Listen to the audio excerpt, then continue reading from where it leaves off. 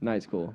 We always say night school at the beginning. It's a tradition. Night school. So Okay. the headphones aren't actually necessary. Like Oh, is one it just time, for show?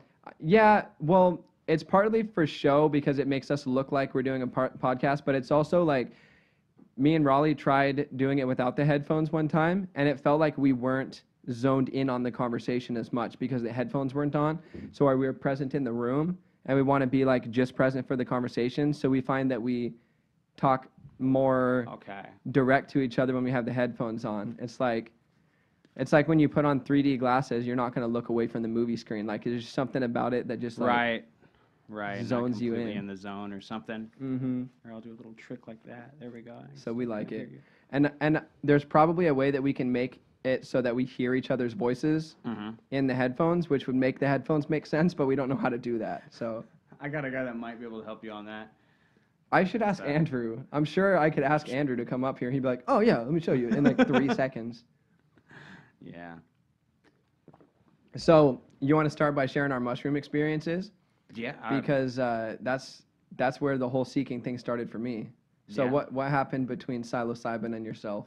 Oh man, I was like still figuring out a lot of things. I was in like that cusp of becoming like in my early 20s, Mm-hmm. and I was still like confused. I'd gotten out of high school, I had a couple jobs. I didn't really know what I was doing, and you know, some people had turned me on to mushrooms or psilocybin, and they were like, hey, give this a try. I smoke pot or whatever, but I've never done anything hard, and I was like really like nervous about it. And they're like, well, it's not LSD, it's natural, it's from the earth or whatever. So I was like, all right, I'll give it a try.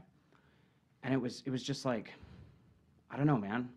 So many like subconscious thoughts, so many things that I was repressing, finally were just coming out.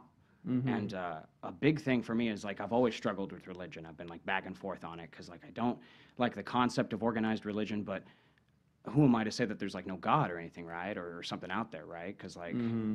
there, I don't know. In my mind, there's got to be a reason or something that this happened. Like science is great and theories are great, but I still have questions. Yeah. And I think what really, I don't know, shrooms really helped me because I was in this really weird part of my life where I didn't know what I was doing, and I wouldn't say I was like suicidal, but I was just like lost, man. I was really like in a depressive state. I just felt like I wasn't achieving my dreams.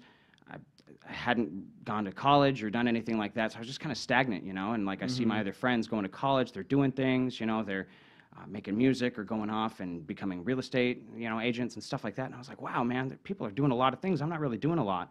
Mm-hmm. So shrooms helped me kind of like just accept like life is what it is, man. You got to like do your own thing and not compare yourself to stuff. I was in this big like loop. Yeah. The biggest thing, especially with like hallucinogens, you get stuck in this loop. Mm-hmm. And it was this idea of like, all this hatred in the world, all this nastiness and all this, humans are so vile.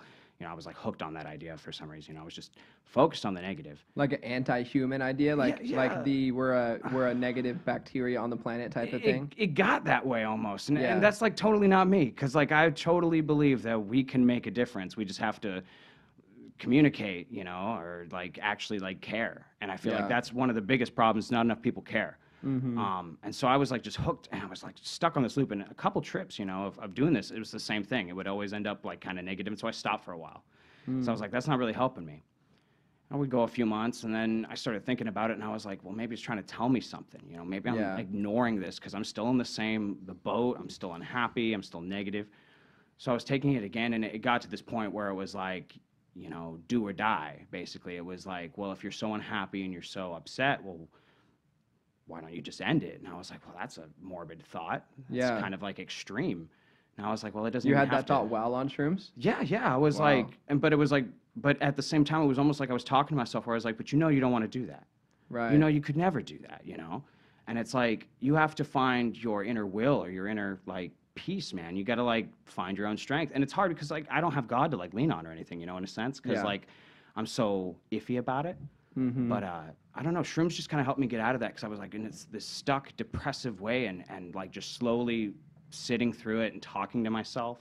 Like, that's one thing, too, that a lot of people, like, I don't know, at least for me, when it comes to like shrooms, it's almost like a spiritual like ceremony. Like I'm talking Yeah. to myself. I'm in like a third plane, like almost Yeah. like I'm looking down at myself and viewing everything from like a third perspective, and it Yeah. allowed me to pick apart these certain like feelings that I was having, and I was asking myself, well, why do you feel this way? What are the things, and so overall, it kind of just set me down. It allowed me to open up my mind and kind of figure out why I was feeling this way. Yeah. Why is it so extreme? And I don't know. I honestly feel like a lot more people should kind of do something like that. Yeah. I know it's a kind of extreme for some people. Some people are kind of like not sure about it, but it definitely helped me because with so much busyness and so much things going on in our life, some people are just like, oh, I'll drink We a can beer. be stuck in or loops I'll- forever and not Exactly. notice it. And I thought the loop thing sounded really scary about psychedelics. Like, dude, getting stuck in a loop where my mind just goes in circles and it feels like it's never going to end. Like, that sounds horrifying. But then having experienced it on psychedelics, it's more like the realization that you're going through those thought loops all the time. It's like, Right, but you're not facing it. You're just kind of ignoring it or Right. pushing it to the side, and this is bringing it to the forefront. It's Yeah. like you need to address this. and then you can get out of it. Like when you realize, like, oh, like everybody carries some resentment, and Yep. resentment is a loop. Like it's just always just like, they fucked me over, so I'm mad because they fucked me over, so I'm mad because they fucked me over, and we just like go in circles on that all the time on some subconscious level. It's not like we're walking around at the grocery store, like verbally saying that in our head, Yep. but we are deep down, and it affects us, and then you can have a psychedelic experience that reveals that deeper part of your mind to you that you just didn't notice before. And it's like, yeah, I guess it's probably time to let that go. Right, and the big thing for me is like a lot of people will say, well, you can get that out of other things, meditation and stuff. I'm like, I agree. For sure. I agree. You totally can. But everybody's different. For me, it was like, I hate to say it, I was like, oh, I'll just drink a beer or I'll smoke some pot or something. I'll forget about my problem. I won't face Yeah. my problem. And this was different. This was like forcing me to, and it like I said, it wasn't like just doing drugs or having a fun time or what, to me, it wasn't like that. Yeah, It was it's like more a difficult. serious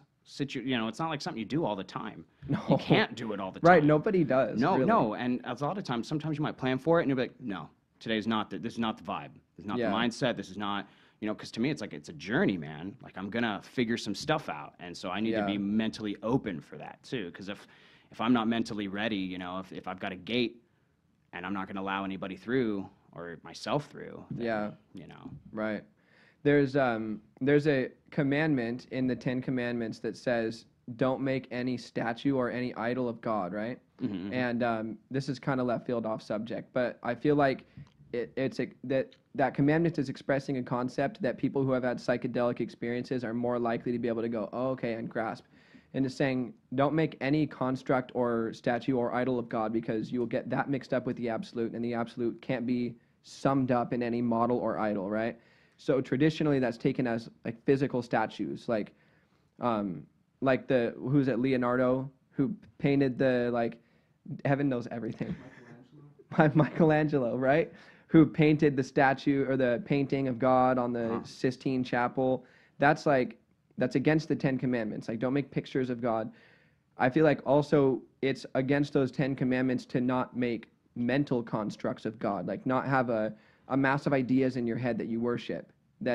Which is really, really common in religion. I think it's like the greatest obstacle or trap in religion is that it can give you a mental construct to make of God, and then you worship that mental construct, and you're still worshiping something that you created. Like you and the people around you put together this set of ideas, and you say, God is the guy who wrote this book, and then you worship the hypothetical author of the Bible, which you can only really grasp like based on your own understanding of the Bible. Like the Bible is such a ridiculously deep book that I get like 1/1000th of it maybe. And so if I worship what I imagine the hypothetical author of that 1/1000th of this ancient book, like I'm not connecting with the absolute. It's an obstacle, right? It's a trap. And I feel like after a psychedelic experience, it's easier to grasp that idea that to worship God is to worship the ungraspable. Or as the Taoists said in the Eastern tradition, they say the Tao, which is like their version of God, the Tao is that of which nothing can be said. And that sort of thing, I feel like people like you who have a spirituality and have had psychedelic experiences, you're like, yeah, I can get behind worshiping that, the absolute ungraspable that's beyond all concepts. Right. And that's not really religion, and it's also not really something that you can experience without altering your consciousness. Maybe through meditation, but No, I agree. That was another thing that my previous psychedelic experiences helped me realize is that what is reality? You know, it's perspective. You know, everybody sees things a little differently, and that's one of the things about organized religion that was so hard for me. Is I was like, everybody says they have the same belief, but then you find every once in a while people say different things or disagree on the subject, or when you ask questions, they don't have the answer for it. It was just like that's one thing. Is I was like, what is God then? What is God to you, or what is God to this person, or what is Christianity? What is being a Mormon? What is being a Jehovah's Witness? What really is that? Because as much as I like to believe that everybody's on the same page, one thing that my psychedelic experiences made me realize is reality is perception.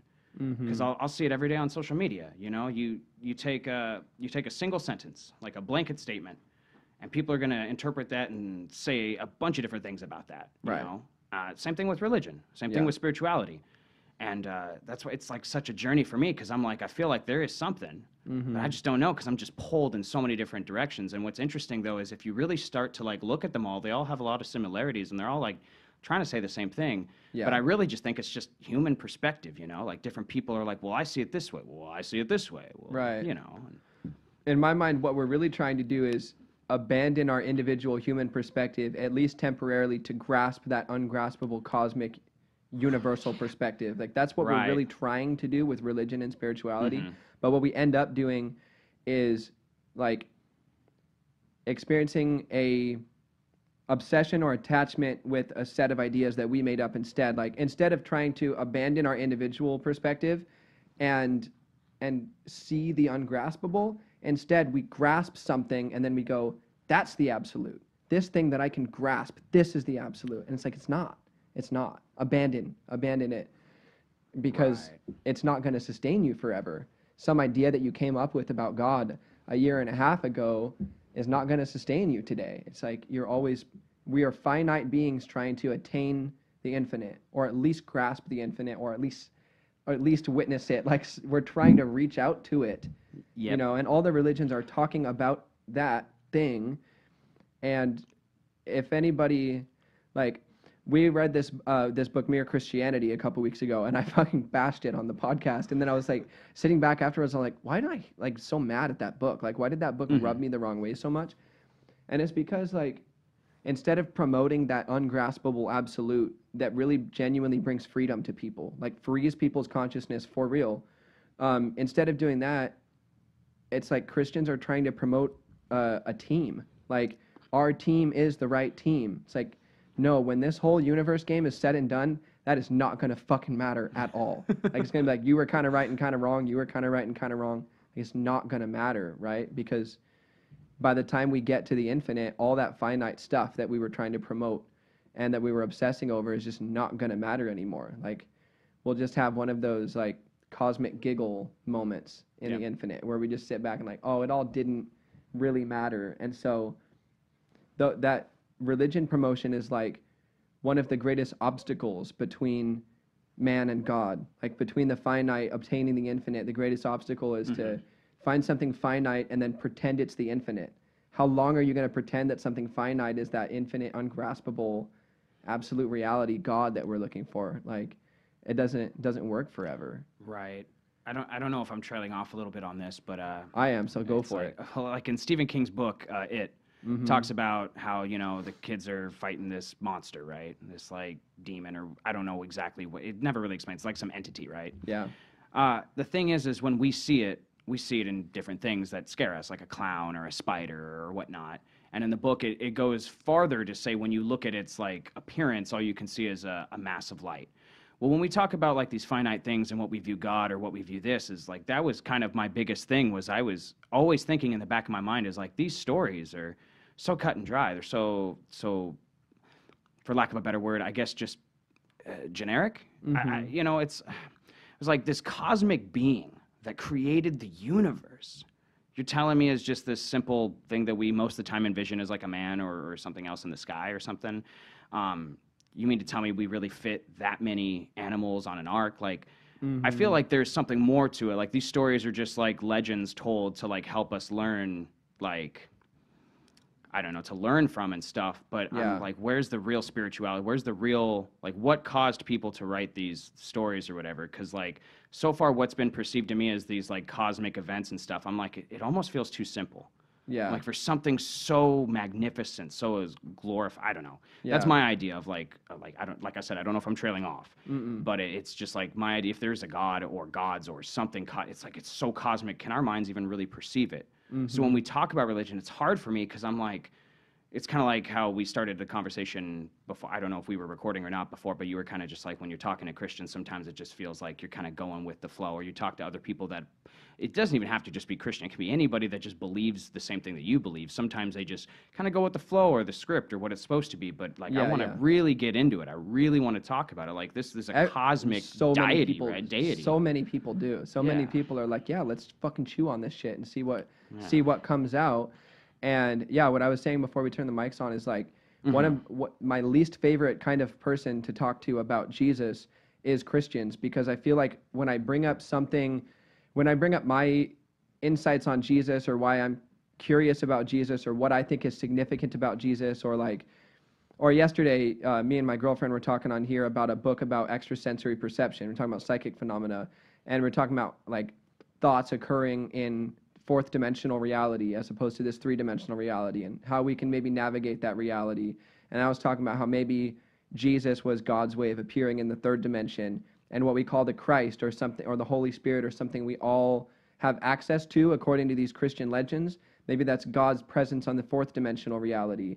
And like ideas like that, where I'm like, what is Jesus? Like, this is significant.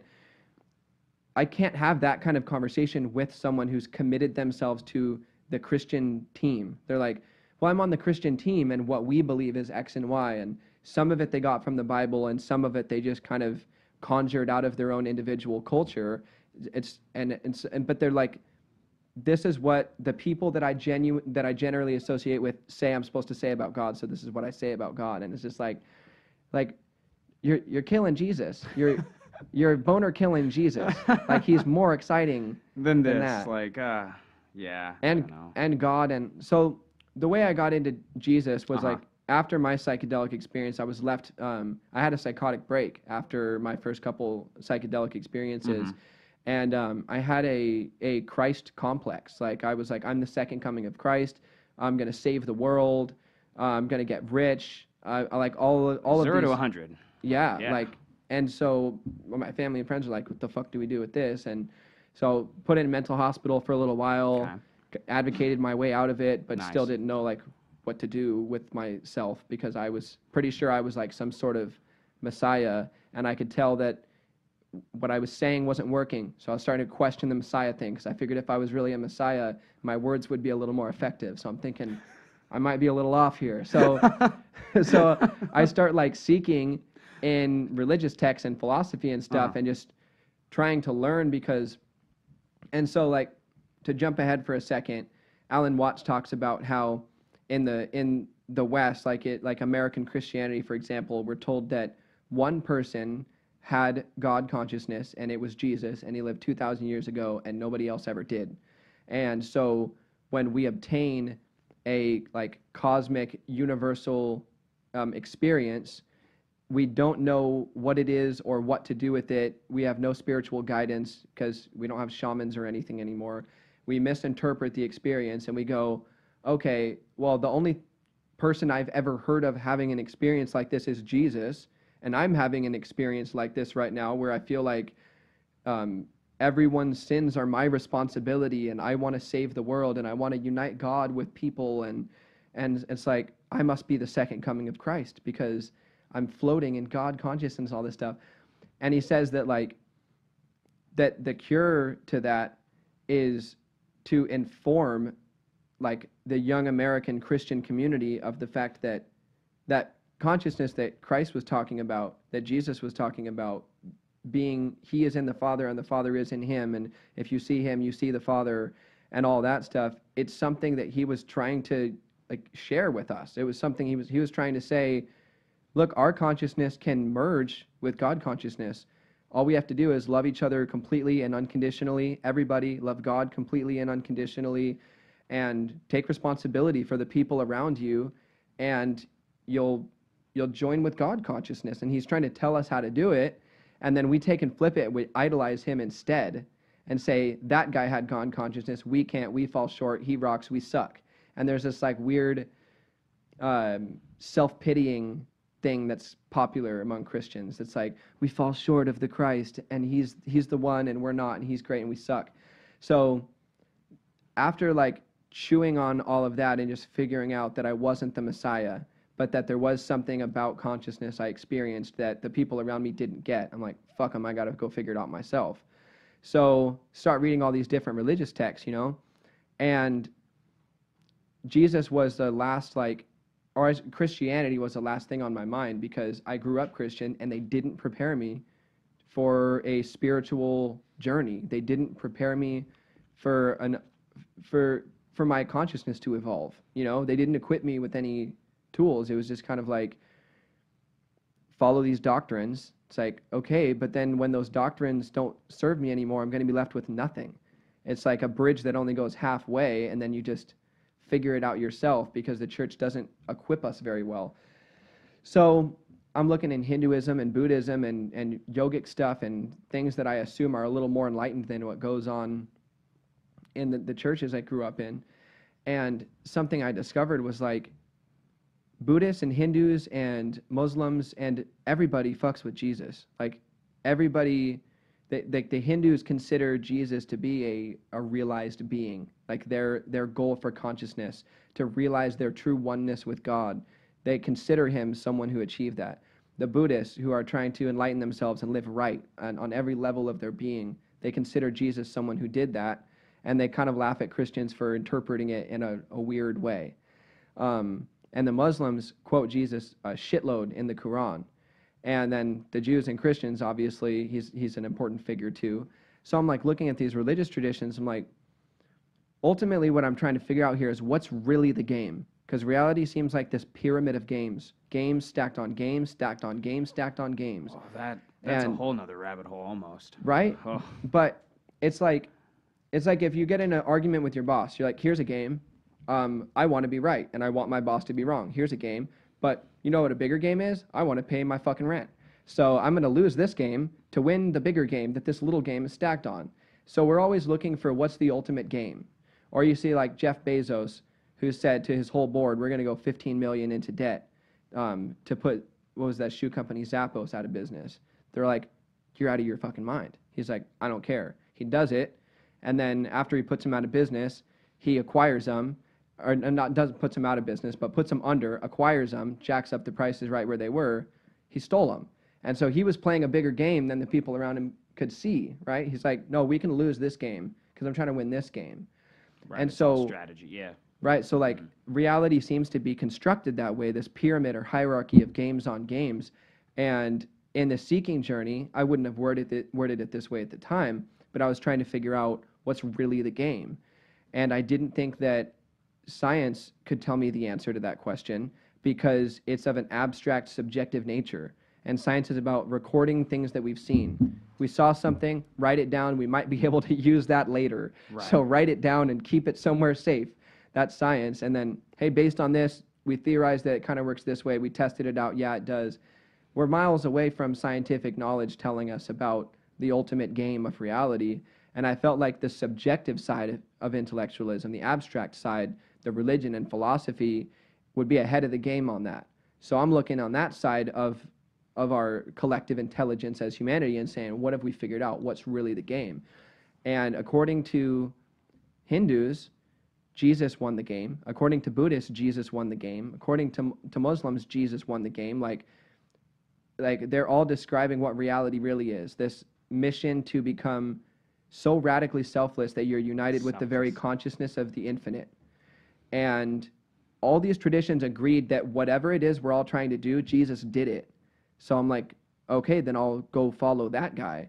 So I did. And then I found myself among people who also called themselves Christians, but not for like a reason that, like, I figured that out for myself. I went and I looked for myself. What's the truth? Don't care if it's what I know or what I don't. Want to know the truth. And I go through this whole rabbit trail of looking into consciousness and religion. I'm like, Jesus is the one who wins the game of games. And he does it by not doing anything for himself, taking no credit, taking all responsibility, caring about others, not caring about self, dying for this cause.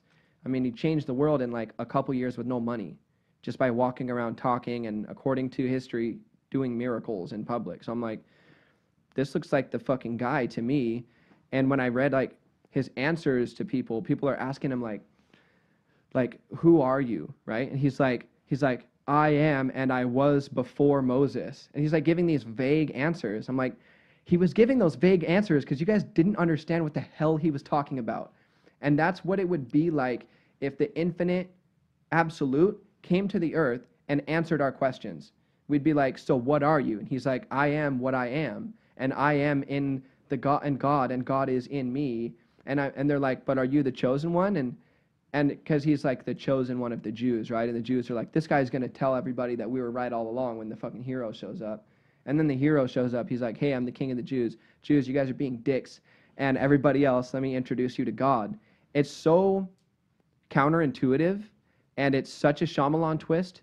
And his answers were so vague and mysterious, and everybody agreed so unanimously that that guy did whatever we were trying to do, enlightenment, realization, whatever. I'm like, dude, that's the guy. Like, there's really something to this, you know? I think often when I think about the game, I think of like two outcomes. And you said it already, like living selflessly. And basically, I think that's kind of the ideal ultimate goal when it comes to morality, any kind of religion, any kind of like idea or thought of like spiritual goodness is live selflessly, do for others, do the right thing. And Jesus did that according to all the stories and the historical stuff that says about him. Like that's what he did, right? And that's kind of like, you know, monks and people who are of the Buddhist religion. Like there's like a similar idea of like living selflessly and finding internal peace. Yeah.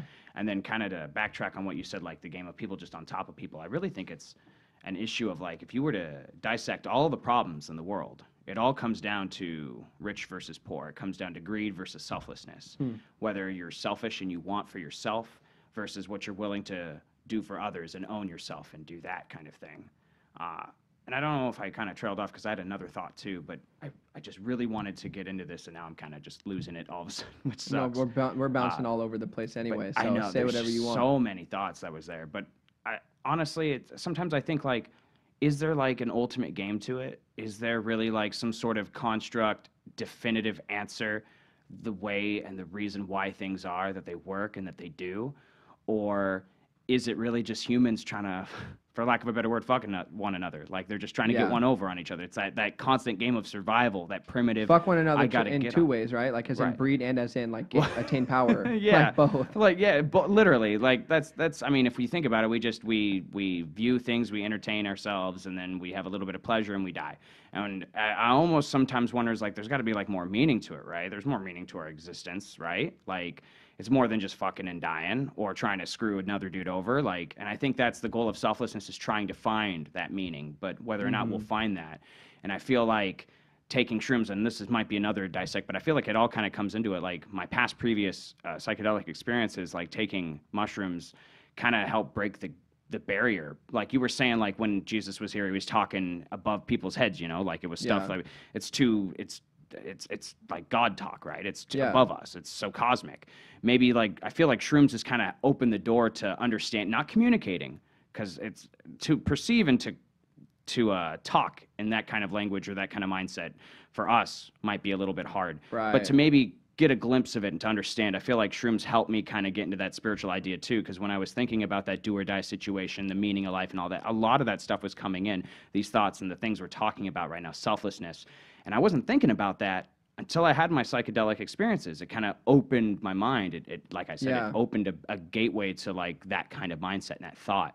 Yeah. And I kind of wanted, because a lot of like old religious ceremonies too sometimes include like psychedelics and stuff like that. I think they knew too that there was a key, like the fungi is from the earth and the earth is from God, Gaia, whatever you picture, Mother Nature, God, life, the spiritual cosmicness of this deity, whatever the meaning is, like I feel like that's the gateway to it. Yeah. And if we want to know more about Jesus and stuff, I think that's a good way to like look at it too. But I don't know if like organized religion is like modern day looking at that or really tapping into that, because most of the time when I see stuff like that, it's like old school stuff, you know, like old ceremonies are very specific. So I don't know if that's like even a more, maybe like other religions, not like super mainstream ones like Christianity or something, but like some of the offshoots or something like, you know, more, I don't want to speak out of term. I don't know how to articulate properly what I want to say, but you kind of get what I'm saying. Like some of more like, for lack of a better term, I guess, primitive or more Yes. old school Well, that's religions exactly or the something. right word. Yeah. I think primitive is exactly the right word. Okay. I'm Yeah. trying not to be offensive by any, you know, I'm just trying to talk objectively, you know, so. Right. But yeah, I think, anyway, just what you were saying with the whole selflessness and stuff, that really like triggered a thought for me. Because that was like one of the big things too when I was going through these experiences was like, I should do more for other people. You know, I should live my life. And I'm not even religious, right? Like I'm not even super following that, but I innately believe that. Like I Yeah. believe like you have one life on this planet. Are you really going to spend it being a terrible person? Or are you going to try to Right. help other people and do something? Because like even, well, let's say I don't believe in heaven, right? Cool. Well, when I die, people are still going to remember me. The impact that I had affects other lives. And I feel like Yeah. people should focus on that. It's like we are here for an instant, but our impact could be immense. Right. So did shrooms break down the barrier between your concept of self and your concept of self's impact? Like it's all, you're not, Yeah. like maybe your spirit was- extends beyond your physical body and your spirit is like the total impact that you had on everything type of like I feel like it's so hard to put some of these concepts into words, right? It is. But I feel like shrooms break down those barriers where you're like, I'm myself and you're you. And then you have a psychedelic experience and you're like, we're all stuff. And my stuff's kind of here and kind of over Yep. there. Like liquids mixing rather than blocks mixing. And like it Mm-hmm. makes consciousness look a little more abstract like that. And maybe even if you're not consciously aware of anything after you die, there's something about you that literally lives on in the impact that you had. Like the spirit of Garrett is defined by the impact that Garrett had after Garrett leaves. So is that not still Garrett? Like, is it really separate? I think so. No, I agree with you. Like that's really what it is. It's our energy, man. Whether you want to say it's like our soul, our energy, or whatever it is, like the things we do matter. And it's the stuff that we were told when we were younger too. Like when I was in school, do the golden rule, treat people the way you want to be treated. You know, what you give, you get, karma, whatever it is. But Yeah. I didn't really think about those things in like a realistic sense. It was kind of more just like, I don't know, legend or fable or like superstition almost. Yeah. Like I kind of just, it was there. Like it wasn't But it- integrated into your worldview. Yeah, it wasn't but like, you were aware yeah. it was out there. It was kind of just like a thing, like putting a Christmas tree up for Christmas or something. It was like a tradition or an idea or something. It didn't Yeah. mean anything to me really, you know? And Yeah. then, like you said, that it did break that barrier and it started to mean something to me because I realized that all these things, like, we don't just say these things or have these ideas for no reason. Like, they came from something. And, yeah, I don't know. Our impacts and our actions matter big Yeah. time. And I think that's something that a lot more people need to stop and take a step back because, like, I was working in social media for like 2 years, and I view social media in such a different way now because so many people just spout so much stupid crap, so much vile, pointless, just hate, you know. And it's like Yeah. they're hiding behind a mirror, and they don't think that it matters. But in my opinion, social media doesn't matter. Any sort of output that you do does matter because it's you, you know. And I think that stuff can turn toxic because if you don't view that as you, like, oh, this is my Facebook me, this is my Twitter me, I'm gonna Yeah. go shit post and be toxic. But I'm a Yeah. good person. Are you though? Right. Like that's the thing too, is like, would Jesus do that? Would he be tweeting up a storm, be like, you know, F you, dude? Like, I don't know. Right. It all comes in a perspective of it, and I feel like the psychedelics really helped me like look at myself. Like, because we get so lost with all the stimuli and everything else, and we start to lose like who we are. Like, what are we? You know, we're always wearing like a mask, and we have so many different masks depending on the situations and who we're talking to and Yeah. who we want to be. And sometimes, I don't know, it's just hard to let that go. And like I said in the past, like, you know, a lot of people like try to jump to, like, I jumped to beer, I jumped to pot, or I, you know, got addicted to cigarettes, or, you know, and I was just trying to find ways to block it out. But really, a lot of it is just, it's hard to let your guard down. And I feel like the psychedelics was like, okay, dude, you're a living being. Yeah. All these people are living beings. They're all trying to figure it out. It's okay. Take a breath. Yeah. You know, it's okay. You know, Yeah. you're not supposed to have all the answers. I don't think anybody really does. And kind of like what you said, I enjoyed these kind of conversations because it makes me feel like we're actually talking about something. Like we're Yeah. getting to, like, it may not have like an exact point. It may kind of go on a tangent, but it's sharing ideas. It's kind of gaining something. There's Yeah. been several things that you've said already that have already made me think, and I'm starting to like ponder about it, you know? Well, it sounds like you have a practice, like, and I think we would do well to we as Christians would do well to think of Christianity more as a practice and less of a religion. Like, it's something I really like about Buddhism. I was, for example, I was looking into one time applying to go stay at a Buddhist monastery for like just like a few weeks or something, and one of their questions was, "How long have you been practicing Buddhism?"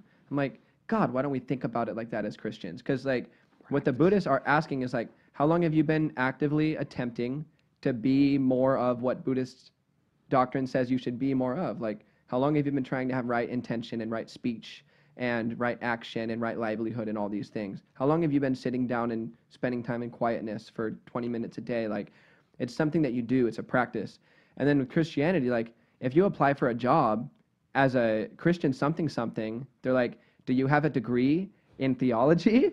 Like, like when were you saved? And it doesn't feel like it really gets at who you are. Like, and like from an existential perspective, like who you are is evidenced by the thoughts and the words and the actions and all the things that you do on a daily basis.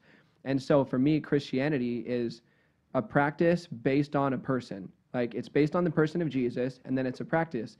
When I say something negative or hate on somebody, I have a structure to fall back on. Does that fit into the way that Jesus said to live? No. So how can I try to do that less tomorrow? Like, not perfect, but just like, how can I move in that direction? It orients me somewhere. Whether someone's like practicing the 12 steps or practicing Buddhism or practicing being more like Jesus or whatever, or if it's just like you said, you have some structure to fall back on now that's not based on this earth.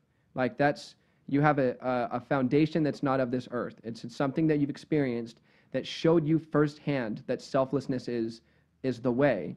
So when you do something that's not selfless, you remember that thing that you personally experienced and you go, that was fucking right and this isn't. Selflessness is right, this isn't selflessness. So you practice being a little bit more selfless, you know? And that's really the point. Like, doing that will make you more like Jesus. It'll make you more like Buddha. It'll make you more like whatever the fucking goal is. And it's a practice. It sounds like something that you actively attempt to do, which is better than like, I'm a Christian. If I'm a Christian just means I believe a series of doctrines, it's like, I don't care. Yeah. No, it's that you hit the nail on the head for me, because there's not enough practice. There's not, like, that was another thing too, is, you know, through I went to several different churches trying to figure it all out, you know, and it was a lot of telling you what you should do and how you should live your life, but not in, like, I don't know, not in the right ways. So for me, it's kind of like when we're talking What kind of wrong ways are you thinking of? So I want to talk about the right ways before the wrong ways first, because Okay. I don't want That's a to good like practice. to skate by that. Like, the right ways, in my opinion, from what we're talking about, is like living like Jesus, or living like, you know, it's coming from an atheist too, but living like Jesus, living like Buddha, living like anybody that's selfless, trying to like live your life for the better of other people too. You know, and so when I was young and I went to like Royal Rangers, it was like a kind of like a Boy Scout, but also a church thing. And I went there for quite a few years. I should probably backtrack real fast. The first experience, sorry, I can't even remember the name of this church, but we used to go on these big white buses. And I remember the first time that it was like a little questionable was they were like, hey, if you don't get baptized, God won't love you and you won't go to heaven. Go to your parents, get $50 and let us baptize you. And I was like, oh. And my mom was like, oh. I don't know if Jesus would want $50 so that you can love him. You're not going to that church anymore, Garrett. So I was like, okay.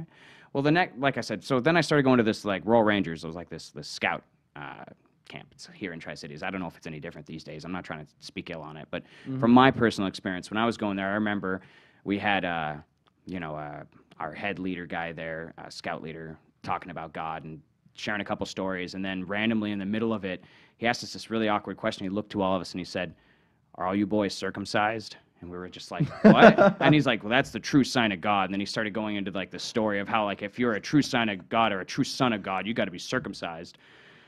Told my mom that, and she was like, you're not going to that church anymore. Fuck. I know, right? And then I went to another church, and they made me think I was speaking tongues, and I didn't get anything out of it, you know, and it just, I don't know if I was or not, but a lot of it is like I kept going to these different churches, and they kept telling me to do things, but none of it was like the selflessness that we're talking about here. Like none of it was like live your life like Jesus. It was like do this so they'll love you. Do this so you won't go to hell. Do this or else. It's like an ultimatum. Yeah. I was like, why is religion an ultimatum? I thought we were Yeah. supposed to be spreading love and kindness here, and I thought the whole idea was to get an understanding, not make a choice. Right.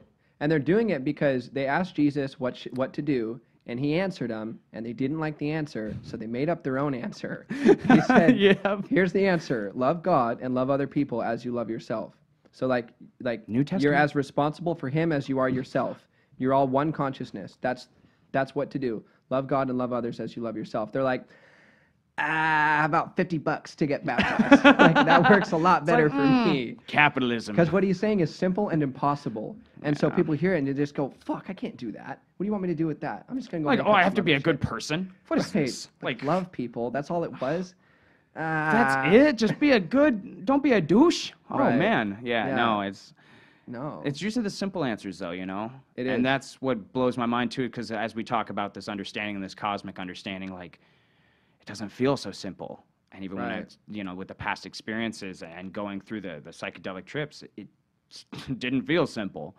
But oftentimes in life, I feel like most of the time it is simple, Yeah. you know? Well, it's the reason it's not simple as far as I'm concerned is like the Christian story is that there was perfect pure consciousness. Everybody, I mean, they represent this symbolically as Adam and Eve living in a garden. And I think what the story is just getting at is there was perfect consciousness. And then there were micro consciousnesses that are made in the image of God. Like I'm trying to say the real idea that I think the mythology is trying to say instead of the fucking story that there was two people in a garden. I think what it's trying to say is that there was perfect, unified, whole consciousness, self-loving and self-containing and self-dependent. And then micro consciousnesses were created in the image of that macro consciousness, and they decided, we want to go out and figure this out for ourselves. And so the great consciousness said to the little consciousnesses, don't go out there, you're going to be fucked. And we said, we're going anyway. We got to do our journey. Let's go. So we went. And the reason I think about it that way is that in the Old Testament, Satan is the bad guy, is the one saying, like, hey, go attain knowledge of good and evil for yourself. Go eat the fruit, and you'll become gods. And God is saying, if you do that, you'll die. And then they do, and they were both telling the truth. Like, they started the journey to attain the knowledge of the gods, and they died. And so now human beings are confused. Now human beings are mixed up. So the first point I'm getting at is the Old Testament says that the first sin was attempting to attain the knowledge that Satan offered us. But the New Testament says, be as wise as serpents and as harmless as doves. So basically the idea is we decided to go on the journey for ourselves, to know what God knows and learn it for ourselves. And now that we've started that journey, there's no going back. So we corrupted our consciousness, and the cure is way, way, way, way, way more consciousness. We started the journey. We have no choice but to finish it now. It's like we started on a tightrope walk, and now if we stop, we're going to fall to our death. And we just have to re-evolve back into God. And like Alan Watts' interpretation of the Hindu way to explain that is that life is this continuous cycle of consciousness uniting and then disintegrating again and then reuniting and disintegrating again and reuniting. So the Genesis story is saying we were united, we disintegrated, and then that perfect consciousness came back to save our asses as this guy, and he's showing us the way. And all that to say, the reason it's complicated is that we're tangled up. We're in the middle of that thing that happens over and over again. Right now, consciousness is, instead of whole and flat and visible and self-containing and self-loving and just God, it's all mixed up and tangled up. So it's just like if Evan gives me a shoe and it's like tied in 14 billion knots, a properly tied shoe is very, very simple. But telling a shoelace tied in 14 billion knots how to be a properly tied shoe is not simple. So it looks complicated to us because we're tangled up. And it's complicated because it's trying to fix something complicated and turn it back into something simple. And so it seems to me that that's why God is complicated. Like it's not that Right. God is complicated, it's that we're complicated. Our perceptions of what's happening or God is complicating it. Right. And Right. so God shows up, as far as I believe, God shows up in a person and says, like, all this religious mumbo jumbo is self serving and prideful. What you really got to do is you got to love people. And that's like saying, what you got to do is just untie the knots. You know, it's like, cool, super simple. Like, but how? And so then organized religion, in its defense, tries to make all these rules to like get people to do it right. Because it's like, okay, we need to love each other completely. Well, like, Evan can't love people because he's addicted to stealing shit. He's a klepto. And so that's not a real example. So it's like, Evan's a klepto. So how do we get a klepto to the point where he's at that peace and he loves people? We need to set up all of these rules. We need to put locks on everything. We need to put rules on everything. We need to put a curfew on Evan. We need to do all this and that. So I think religion is dumb, but it's also people trying to come up with really complicated solutions to force people to get to that simple place, you know? Right. And we have evidence of that too with like the whole King James era too, where it was like integrated with like government too, and they used it as a form of control. So that Right. there's like misuse there too, you know? Majorly. And that's what I thought I was having while we were discussing this, is like maybe that's like, because something that I learned in school was like the Puritans, you know, and like a lot of Old Testament stuff was viewed as like an angry, wrathful God. But then you see Jesus and you see the New Testament, and like that all kind of changes. Yeah. And so like what we're talking about is like, is that just like humans fiddling with it a little bit and making it perceived like this way? Like, oh, God is angry, he's wrathful, he'll make you sacrifice your son, he'll do this, you know, you got to prove to God you love him. But then it's like, is that really what God wants? Is that really what the key is? And that was another distinction that was like hard for me to figure out, is you got this Old Testament, but then it's like, no, follow this New Testament. Yeah. Then are we saying that the Old Testament doesn't even matter anymore? Are we saying that it's FUBAR? There's multiple different versions of it. But then we said the New Testament. So it's like, that's another confusion for me too, is like, is that all just human, like, we were just saying, organized religion trying to make sense or trying to put on these rules and stuff, and then the Old through the years Testament is later like, figuring out. it's super wise too. Like I said, the 10 Commandments, I mean, if you read them, like, let me Google them real quick. Because the 10 Commandments, like when I say 10 Commandments, the first thing that comes to mind, even for me, is like, oh, those fucking weird old school rules. But they're actually super spiritual and mystical if you understand how to read them from that perspective. And so I feel like that real God, that's really that cosmic universal awareness, it was there. But then the Bible is like, the Bible is not to be thought of, that I think this is the wrong way to think of the Bible, is that it's a book that God sent to people about God. It's more the story of human beings going from that lost, tangled up consciousness.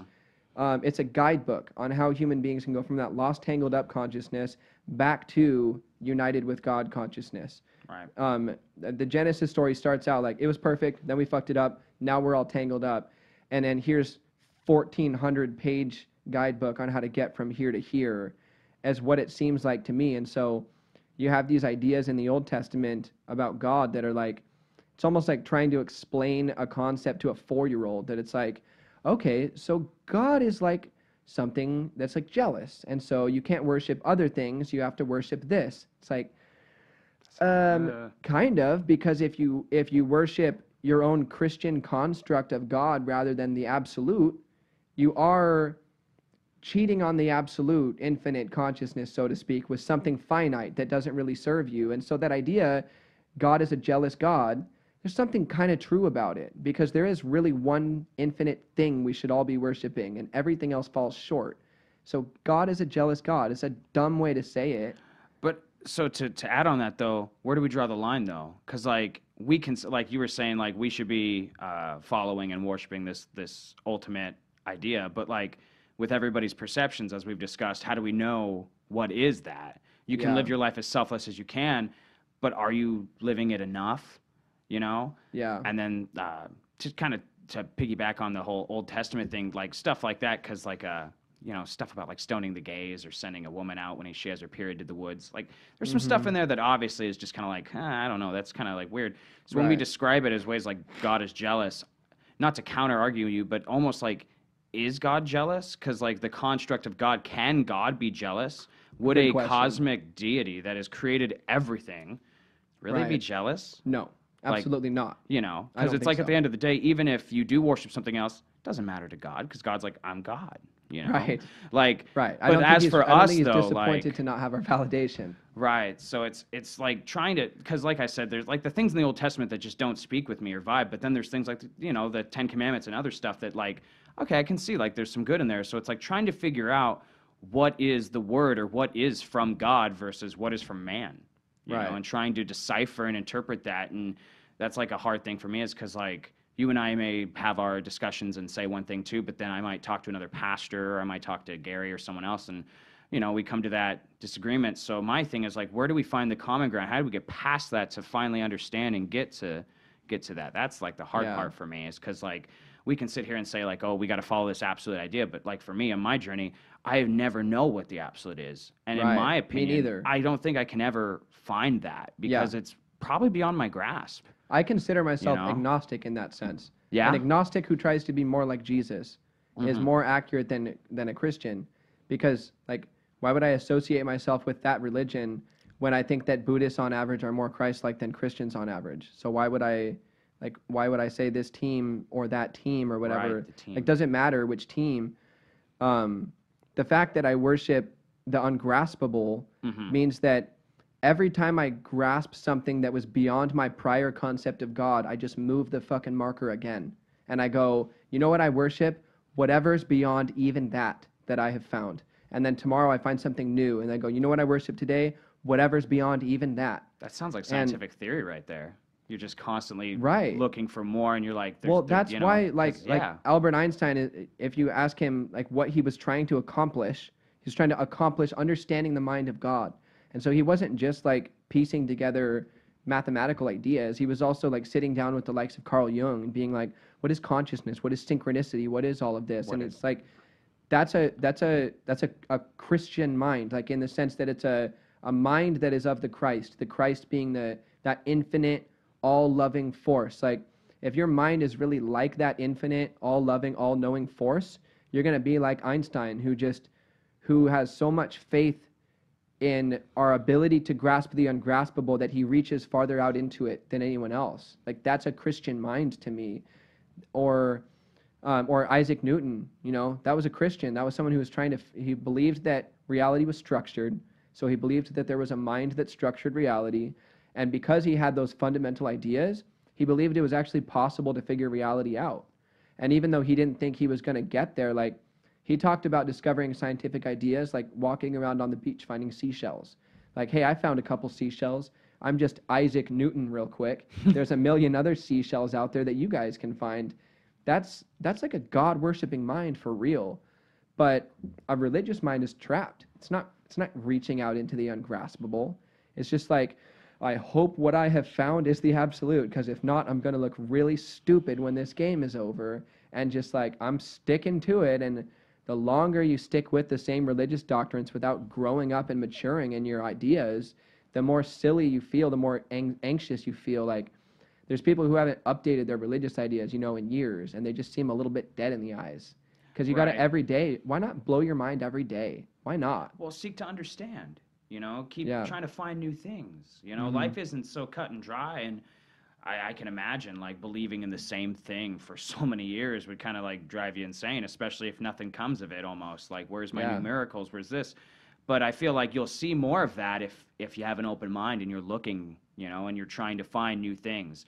Because I see miracles every day. I just don't see miracles the same way probably a religious person would, you know. To me, someone going to school for 8 years and becoming a doctor and like saving a life, that's a miracle. Like, that's the fact that someone can spend 8 years and actually get that smart. I can't do that. I mean, I probably could if I believed in it, but no, like that's, you know, and to me, that's cosmic in a sense, you know. It is. There's traces of God in there, you know. I'm not saying God did it, you know. No offense, I hate it when people do that. It's like a doctor saved someone's life. Yay, God. I'm like, to a degree, like, okay, like let's say there is a God. Yeah, he gave us the tools, but come on. Come on, like that was another thing that my psychedelic trip made me feel was like we are all God. Yeah. We are God. And when you were thinking like I'm a Messiah, I was like, we are God. If you think about it, like we are And you understand how energy. I could get there, right? You understand like how I could have like an enlightening experience and be like, I'm the Messiah. Yep. Like when you've had that experience, it's like, yeah, because we kind of all are. We really are. No, because if you think about it, we're all energy. And we're emitting of life, you know, and that's really what everything, like the grass, the trees, we're all connected, dude. We're all energy and we're all breathing and we're all putting in.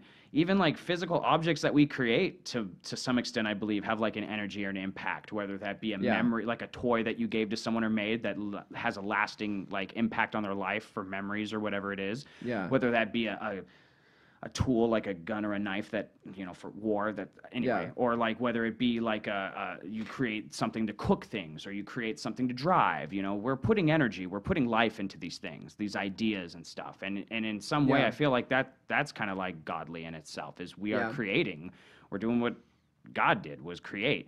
And just making sure to keep in line with yourself though and keep it in check because like you don't want to feel like you're God-sized because then you're not humble or you feel like you know you don't I don't know I feel like I'm trailing a little bit on this but it's well I think not you going have, too far into it, you know. I think you have ownership of whatever you're willing to take responsibility for, you know. I think that's the way that life works and the way that spirituality works and everything. Like I didn't do much good for anyone in the period of time in which I had my ego inflated to thinking that I was God, because what I meant by the fact that I was God was that I was God. I as opposed to other people were God, you know. So it was an ego inflation. But the real God consciousness is like you are whatever you're willing to take responsibility for. Like when someone fucks you over, do you cash that in as like a right to get resentful, or do you say like, you know what? Helping this person, even though they fucked me over, is my responsibility because I'm human and they're human. I need to be better. Yeah, right, and we share the same like. Pay it forward. Yeah, I'm just gonna keep paying it forward. I'm gonna take responsibility for like every time you take responsibility for a situation that's not your fault, you become more powerful. That's just business sense. Like, if you walk into a company and there's 3 managers, a lot of the time there's one of them that fucking does everything, and he's the guy, and he's indispensable, and he's never gonna get fired. And when someone comes in and says like, hey, I need someone to do this, he goes, oh, I will. And those other 2 managers go like, ha ha, I don't have to do it. And that one manager knows that the more responsibility you take, the more ownership you get. And that's like Jesus is that game to the max, where he said, I don't want anything from anyone. I want to give miraculously, selflessly, to the death, to the grave, give and only give. So the religious idea that that's what God would be like if he was a person is like, yeah, duh, like perfect selflessness. If God was a person, that's what he would be like. He'd be like, or he or she or it or whatever. That's what God would be like. What gender would God be? Like God? God gender. God gender. God gender. God gender. There's a Catholic teacher, Richard Rohr, who says that Jesus was of masculine body and feminine soul. And that's kind of interesting because like he really did fuck with some patriarchy culture stuff. Like he talked to women when it was typically inappropriate. Like he would go have a one-on-one conversation with a woman that he didn't know. And at the time that was like, yeah, that's like, not your wife or your slave. Why are you talking to her? Right, like and he's it was just like, weird oh, it's like a person. I'm gonna talk to this person. Yeah, he would just talk. And the disciples would get offended. Like they'd be like, oh, like what are you doing like talking to a woman? He's like, he doesn't give a fuck. And he didn't seem of a particular gender. He happened to be male. He didn't. Maybe a little metrosexual. No. I don't even know what that is, dude. There's so many new words. Help me out. Metrosexual is like masculine with feminine qualities or whatever. For sure. Yeah, just so it's like in a way, I guess Jesus was a little metrosexual. He was very long in touch hair, with his feminine touching side. with you know, like hey, you know, flowers and shit. He cried when Lazarus died. He didn't have to cry. He was like on a level of consciousness. I don't think that someone that evolved in consciousness had to cry. You know. But I mean, if you feel that, like that's the thing too, is like. That almost makes me feel like Jesus would just be so emotionally like aware or something, or so in tune with emotions, and that's another thing too. Is like sometimes people just react based off their emotions and they're not aware of it. But if Yeah. you were to be on that cosmic level and you're aware of it, for you to still be able to cry or whatever, that just shows that, I don't know, you're just super empathetic, or you still Right. have the ability to like process and understand, like, oh, I've just lost someone. This Yeah. is a sad moment still, you know? Like, Yeah, it doesn't have to, but. And so the story goes that that Lazarus died. The homies, I think it was a bunch of chicks, came and got Jesus and was like, our friend died. So he's like, okay. So he goes over. It was his friend too. He cries and then revives him. So it's like, it's saying the nature of God is to cry with you and heal you, which would be, I mean, there's not a doctor that's that good, you know, that there's people that'll cry with you and there's people that'll heal with you. Very rarely are you going to find someone who will do both, who will go, I know how to fix this, but first I'm going to feel this with you. Then I'm going to heal you, you know, because doctors are very professional. Like they're like, I know what to do. It's Here almost you like go. got to turn on a switch. I'm thinking of this as an organic robot, a body that I got to fix. You know. Yes. I mean, some people think of it that way. Maybe not everybody. And I maybe can't they speak care, but they're not going to cry. Yeah, but it's Not because gonna cry you know, with because you. you gotta be in the mode. You know, it's like I gotta operate. You know, Right. I can't break, because if I start crying and I start breaking, I'm gonna cut something. I'm gonna do something wrong. You know. Right. So And then it's- if you're hurt and your friend comes to your side and they don't know how to fix it, they're like, hey, all I can do is be here with you and feel this with you. But the nature of God, according to that story, is I'm going to cry with you and feel it with you so you don't have to feel it alone. And I'm going to heal you and get you out of it. And it's like, that's pretty selfless, right there. what's better character than that? What is Right. better character than that? Like when and it's a level of character when you read about the things that Jesus did and the way he approached people, it's just like, I didn't know character could get this good.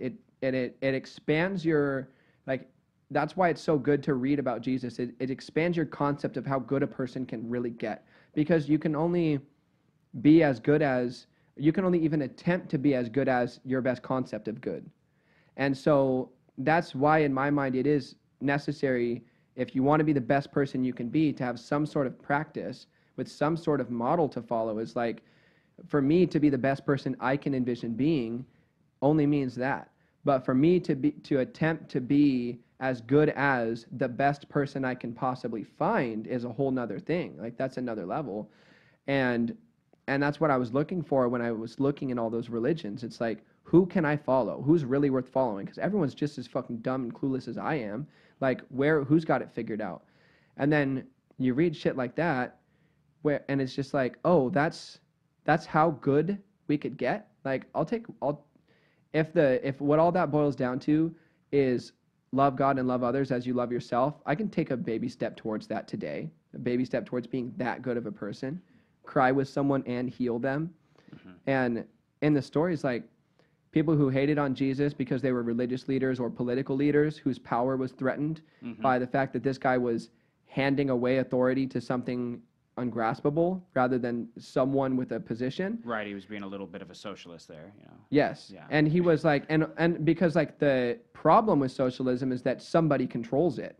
He was pointing them to a socialism that nobody controlled. Nobody. It's just like, nobody hey, can tyrannically abuse the socialism that and he that was a pointed to. It problem was for just, those. Sorry to interrupt. No, yeah, whether socialist or capitalist, the problem, like, the capitalists are like, socialism's a problem because someone who has control of it will abuse it tyrannically. And the socialists are like, capitalism's a problem because whoever controls it will abuse it tyrannically. It's It's like a vicious cycle. yes, they sure fucking will. But 'Cause Jesus was people- pointing them to something that was united around something that wasn't on earth. There was nobody to abuse it. They didn't call it Christianity when Jesus was around. That term didn't come till way later. Right. I mean, within 100 Was that years. actually dubbed by the Romans or whatnot? Or like, who dubbed Christianity? Because like when I learned about it or whatnot, it was- didn't even say that Jesus was like spouting off, this is the new way, follow Christianity. I don't, No, because I think God, Christianity is no. the idea of follower of Christ. So that was like an idea developed later. Yeah, so the So- fifth book of the New Testament, the Acts of the Apostles, which, like, the first four books of the New Testament are about Jesus. The fifth one is about what the guys who had been following him did after he died. And it's called Acts of the Apostles. And that book, 11 chapters into it, it goes, oh, and the people who followed the apostles of Jesus were called Christians.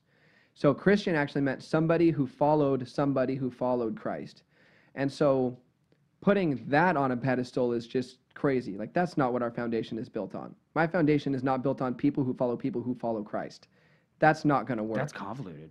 Yeah, Yeah, that's that's extra super steps. convoluted. my foundation is on the person of Jesus and the creator that he talked about. And that foundation is not going anywhere. Like, nobody is going to fuck with that. It's not on Brent, the pastor here, or on any person. It's like we all crave and grasp to idolize. Like, we want something. Where's the example? You know? And then I make you the example and you make me the example at the same time, and then we both end up hating each other. Friends do that all the time. Fuck, I thought you knew where we were walking. I thought I was following you. You know, and we don't know where to go. And so that's my practice. I practice being more like this person and the creator he talked about. And no one's going to fuck with that. And what was I saying? I don't know. You can go on a random tangent now. Your turn. Oh, okay. Something that came onto that for me was like jealousy. And it's like sometimes, like, you know, like you were saying, people will idolize one other person, someone will idolize another person, but then they might resent them for that or something. And a lot of it is like, I feel like people are just looking for something they don't have because people are not happy enough with what they have. And I don't think people have learned how to be happy with what they have.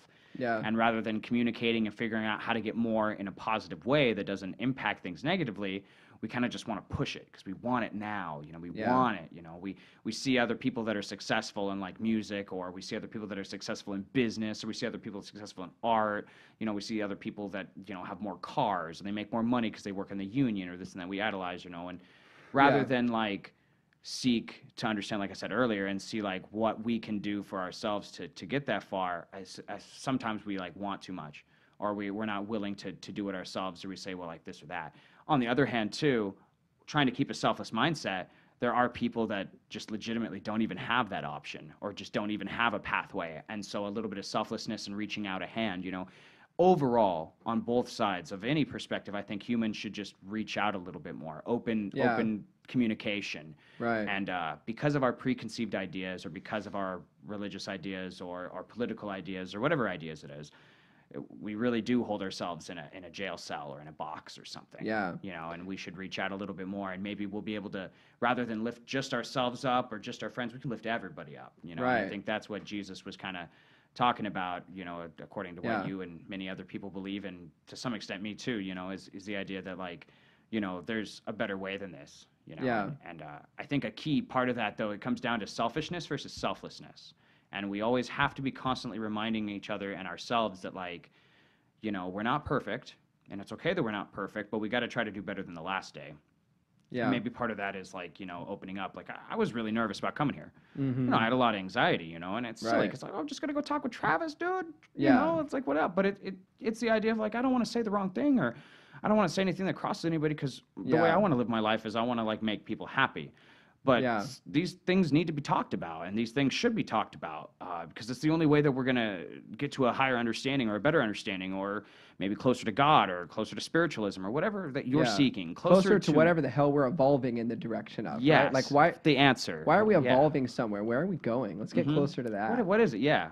You know, and I think the more we think of the meaning, all people as being on the same team, the less likely we are to get stuck in comparing. Because if I'm like, Evan knows how to edit a video and I don't, that sucks. That implies that me and Evan are on two different teams. But if I'm like, me and Evan are both on Team Night School and he knows how to edit a video, so we have that covered because I'm thinking of us as a team, I wouldn't compare myself and feel like, oh, I'm falling short of him, you know? So if we could wake up every day and feel like I'm on the same team as every single person I'm going to interact with today. So everybody who has any resource, I'm like, perfect. That's going to come in handy because humanity is trying to evolve to something even better than what we can imagine currently. And so if you have a resource I don't, perfect. We got that on the team. We're all on the same team, like all of humanity. Humanity's on the same team. Yeah. If we're all on the same team, then like what's there to be jealous about? I'm not trying to tout all, like, I mean, obviously with my shirt, I'm not trying to tout all, like, all lives matter or anything like that. But I do really feel like sometimes, like, even people on my side or my team, you know, like of the political spectrum specifically? Or anything. Yeah, you know, these beliefs, you know, it's you know, I'm not on team LGBTQ, or, you know, I'm not on team Christian, I'm not on team this. At the end of the day, I'm human. Yeah. You know, and I feel like I believe in these things. I believe we should all be equal. I believe, you know, we deserve our fair rights and civil duties and stuff. But I feel like sometimes we get so wrapped up And it's on the other opposite too. You know, I'm a Democrat, I'm a Republican, I'm this, I'm that. You know, we fall into labels, and we lose our humanity a little bit by, you know, I'm a metalhead, I'm this, I got to fit into my culture, my understanding. Yeah. When the idea to me is like about sharing it all, and we're all human, you know, and like, don't be so divisive. Share your culture, share your ideas, you know, don't be so closed off. And you know, there's been a lot of crazy things going on in the last few years for this country, and even longer before that. Honestly, for all dawn of time for humanity, it's always just been chaotic. And I feel like a big thing is just, once again, psychedelic trip helped me do this. Take a step back, look from the third perspective. We're all human. You know, we all have different perspectives of life and where we've come from, and all of our experiences are going to make us have different preconceived judgments and all of this. And it's so hard, but if we can just really try to put it aside. And realize that we're all fucking human beings, dude, and we're all just trying to figure it out. I really think the world would be a better place, but before we could even do that, we also got to tackle the idea of like all the selfishness and the greed. Because how do you even put a cap on greed and selfishness? Because for me to say that the root of problems in the United States or Canada or France or the world, you know, Japan, Germany, it doesn't matter where I say. To me, it's like, to me, the only problem with Earth is greed. But how do you solve greed? How do you solve selfishness? Conversation, just trying to be a good person. But is that enough? Like, I don't know, you know? And is organized religion the right way? Is this, I don't know. But I feel like what we're talking about now, like, this makes me feel like this is the right way. Communication, getting it out, talking, you know, like understanding other perspectives. And I wish more people would be willing to do that. And I feel like probably a lot more people than I think do that, honestly, especially with social media. Like, let's be honest. But just from my experience with working in social media, there is a lot of just so much, you know, mindless, we're just zoning out, you know, and it's, we're not in tune with our humanity. We're really disconnected from our humanity. You know, and that upsets me in a lot of ways. That the way is what the church was originally called. Like, that's the Jesus movement before it became referred to as the Christian religion. The followers of Jesus at the time that he walked the face of the earth, the movement was called the way. It was a little Greek word that just meant the way. And so I'm thinking same of the goddamn meme. thing as the Tao. The way. Show me the way. Oh, it was that the little guy from Knuckles, Sonic. Yeah, Knuckles. The way. I get Knuckles mixed up with Knuckles because I used to watch this Flapjack. Yes. Did you ever watch that cartoon? And there was Captain Knuckles, and so I always called the red hedgehog Knuckles. Knuckles. So sorry to interrupt, but yeah. So back the way you were saying.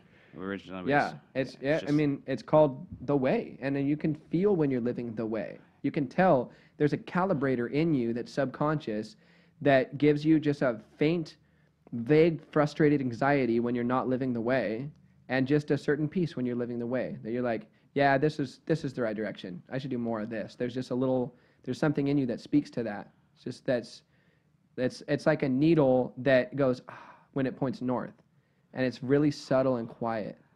It's weird that you bring this up because I had a friend that just passed away not too long ago, Patrick Stevenson. He actually went over to the Philippines to marry his wife, and then because of the whole COVID thing, he got stuck over there, ended up getting sick and died in September.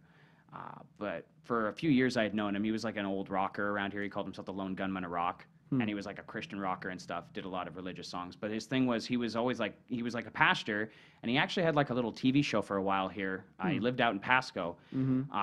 It only ran for like a little bit, and then he came into disagreements. Like, his biggest thing was he had a hard time because the way, it's kind of like what you're saying. He didn't refer to it as the way, but there might have been a time he said the way of Christ or something, but he always like referred to God as Yahweh, and he always talked about old scriptures. And anyway, he was kind of like you in the idea that he was like looking at multiple religions to find an answer, because he had spent so many times trying to be a pastor at different churches, and they all just disagreed with him. And he was like, this isn't teaching of Christ. This isn't following being a good person. You know, things that we're talking about now. I got some of my stuff from him, because before that, you know, he was the first major religious person to like open my mind to an idea that like it doesn't have to be so structured or something. You know, we're all trying to figure it out or something like that.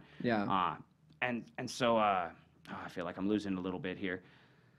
Oh, the needle. I brought up the needle. Yeah, the needle. Thank you. So that was his thing. Was he was always like, human beings know when they're doing right versus wrong. You just know whether you have some sort of like belief system or what. Like, you kind of, maybe some people don't, like sociopaths. Maybe they don't feel remorse or anything at all. But like, I can't comprehend.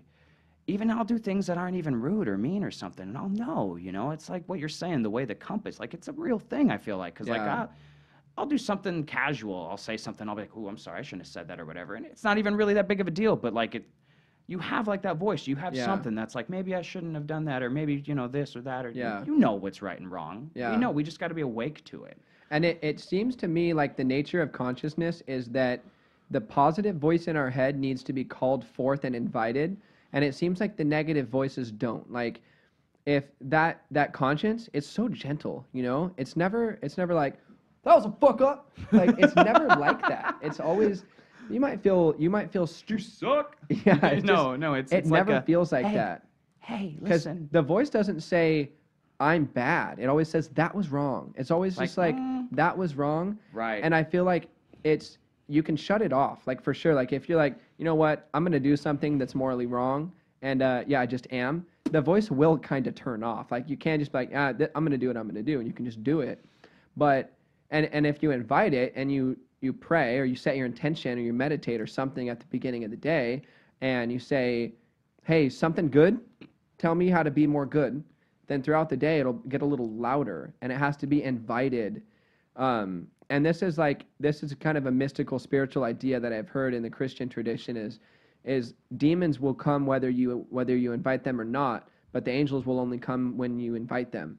I think there's something really true about that. Like, if you don't intentionally cultivate your better natures in your psyche, you'll just have anxiety and depression and resentment and nonsense just fucking chattering. And it doesn't need to be invited. It'll just fucking chatter. And eventually you won't notice it anymore. But those good thoughts, you have to be like intentional. Like, you have to say, I want to be more peaceful today. I want to be more forgiving today. I want to be more understanding today.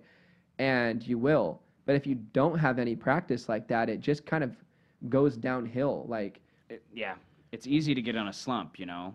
You get in a bad habit, because we're creatures of habit, and we're creatures of our environment, of what we learned. So, we get into a bad habit, or we get into a bad routine, and it's just, sometimes it's easier to get into that. And unless we're actively thinking about the things we need to, I should probably brush my teeth, or, I should probably take a shower, I should put on clean clothes, or if like, hey, maybe I should let this person cross the street before I just speed my way through, because I really need that latte. It's... Right. It's you don't stumble into the shower. You got to choose to get into the shower. Everything's a choice. But if you want to get degree, stinky, all you got to do is let go of that fucking steering wheel, and you'll get stinky. You don't have to try. Yeah. Same thing in your mind.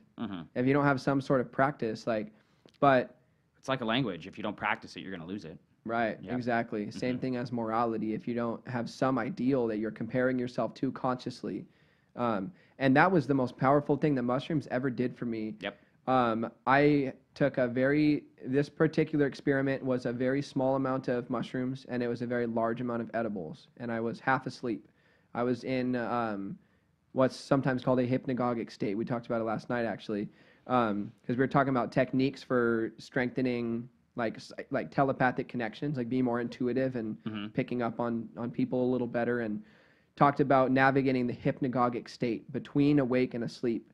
Seems like a lot of valuable things can happen in that gray area space of consciousness. And this particular experience, I fell half asleep, and I was floating through a space where I was a body, physical in a way that this isn't physical. Like, I had boundaries, but they were more like suggestions than rules. Like, I can't go through my hand, and in here it was more like, that's my hand, but I can move through it if I want to, kind of a body like that. And I was floating about, and I came across a being that was me, but that was 45 years old, and that had a beer belly, and he was very happy, and he had perfect intentions. And I looked at myself, and I was like hideous, like terrifyingly not pure at all. And I compared myself to him, and I went, oh my God, like, because I was wearing all my hidden intentions like clothing. Like, it was just visible on my body, and I was just floating around naked and hideous. And it didn't offend him at all. Like, he's just still perfect. And I looked at him, and I'm like, wow. So I woke up, and I was like, I'm a piece of shit. Like, I don't really know what my intentions are. I can say, like, I had friends at the time that I haven't spoken with in years now because I realized, like, I just hang out with people, like, strategically. Like, I'm like, who should I associate with that's going to be beneficial to me? It's so gross. We do that sometimes. Yeah, We don't realize we do that, but we do don't. that. And when you do realize, sometimes it's a oh man, it's so yeah, ugly. it's like, oh, I've been too comfortable, or like, oh, what am I doing here? It's like, yep, and that's that idea. Like, we're not perfect, but you got to keep trying to be aware, and and Right.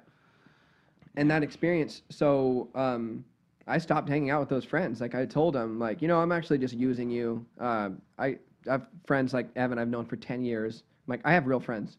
I'm going to go hang out with people I've known forever that I hang out with for no reason. Like, we're just each other's people, so we hang out, not for any particular reason. Those are actual friends. I'm good on this. not the 500 people on Facebook. Right. Right. Your It's just connections, or like, your this or that, or like, yeah. right. And like, who should I got a free evening. Who should I get a drink with that we might be able to talk something that could get me more views on? It's like, oh my God, get over it. So I genuinely made changes because of that.